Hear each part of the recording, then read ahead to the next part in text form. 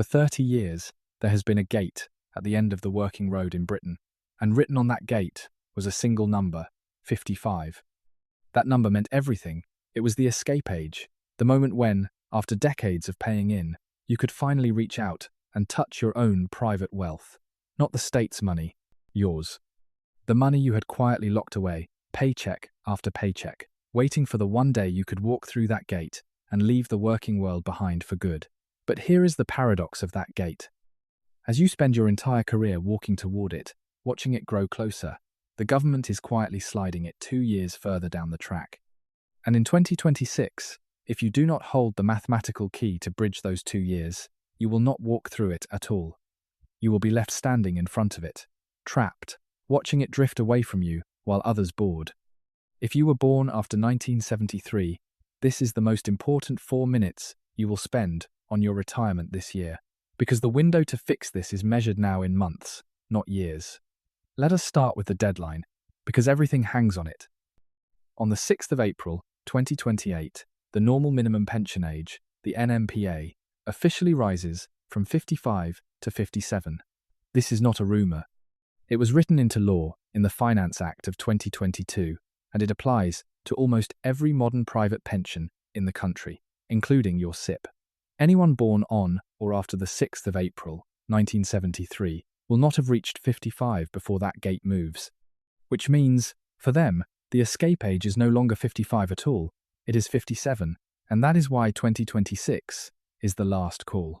This is the final stretch of runway for the British middle class to adjust their strategy before the gate locks into its new position. Once we cross into 2028, the plan you built at 50 is simply obsolete. Let me show you what this really feels like, because the number itself hides the pain. Imagine you are standing in an airport terminal. You have been waiting in the working terminal for 30 years. You have checked your watch 1,000 times. Your bags are packed. Your boarding pass says early retirement, and the departure time says age 55. So you stand up and you begin walking toward the gate. You can see it. You are almost there. You reach out for the handle, and just as your fingers touch it, the security team walks over, calmly unhooks the barrier, and moves the entire gate 2 miles further down the terminal. Same flight, same destination. But now there is a vast stretch of polished floor between you and the door, and unless you brought extra fuel to cross that distance, you are not boarding. You are sitting back down for 2 more years, watching everyone who prepared walk straight past you. That extra fuel has a name. But before we get to it, we need to look at the size of the gap you are trying to cross, because this is where most people go pale. Let us run the math for an ordinary couple in the home counties. Comfortable, sensible, well-organised.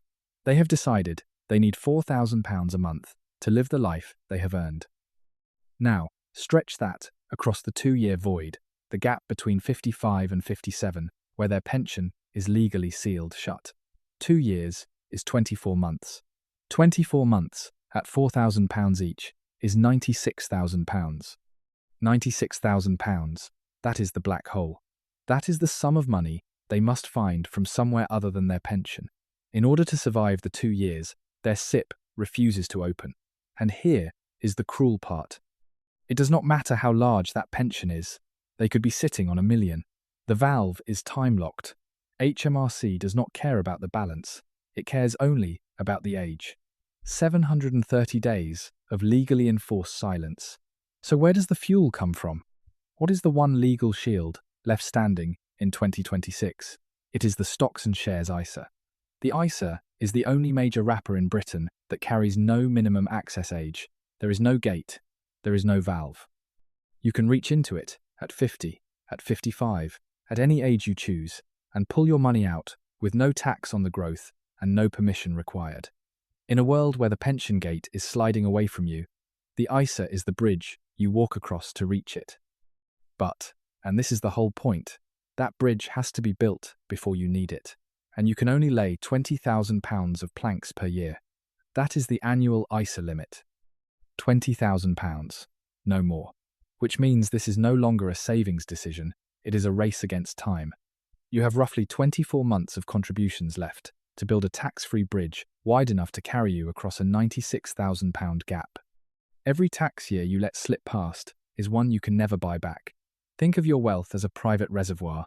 Your SIPP is a vast, deep lake, decades of rain collected behind a dam. But the government has installed a time lock valve on that dam, and it will not open until 57. It does not matter how high the water sits. The valve is sealed. So what do? You build a rain barrel, a smaller, private store, sitting right beside the lake, filling up now, while it is still raining, while you are still working, and the income is still flowing. That rain barrel is your ISA, and when the 2 dry years arrive, when the lake is locked, and the taps in the house run empty, it is the rain barrel you drink from. You cannot build it during the drought. You build it now, in the rain, or you do not build it at all. The feeling that catches people is not dramatic. It arrives on any quiet morning. Perhaps the start of a financial quarter, when the statements come in, and you sit down with your coffee to check the numbers.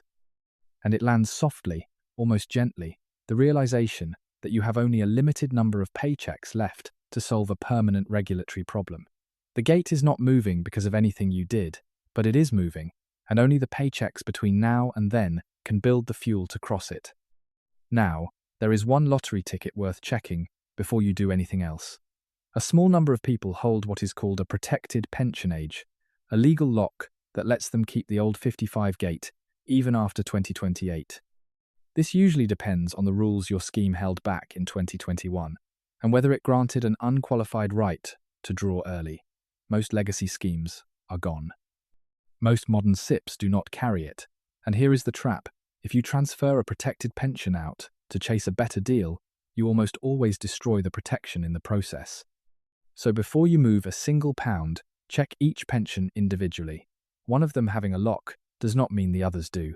If you do not hold that ticket, and most people do not, then the strategy is simple, and it has a name: the manual override. For the next 2 tax years, you deliberately shift your emphasis. You move from being SIPP-heavy to being ISA-heavy. You do not abandon the pension, but you consciously divert the flow, feeding the ISA first, building the void buffer that carries you across the gap the government has opened. You are, in effect, manually overriding the time lock, not by breaking the valve, but by building your own private supply beside it. Because here is the truth that 2026 has quietly taught the British saver. Wealth in this country is no longer only about the balance, it is about accessibility. £1 million you cannot touch for 2 years is, in those 2 years, worth nothing to you. The number on the statement is not freedom, the key is freedom. And true freedom is this: owning the key to your own timeline. Whatever the government decides to do with the gate, build the bridge now, while it is still raining. Because the gate is already moving, and the only question that matters is whether you will be holding the fuel to cross when you reach it. If this video helped, don't forget to hit like and subscribe. See you in the next one.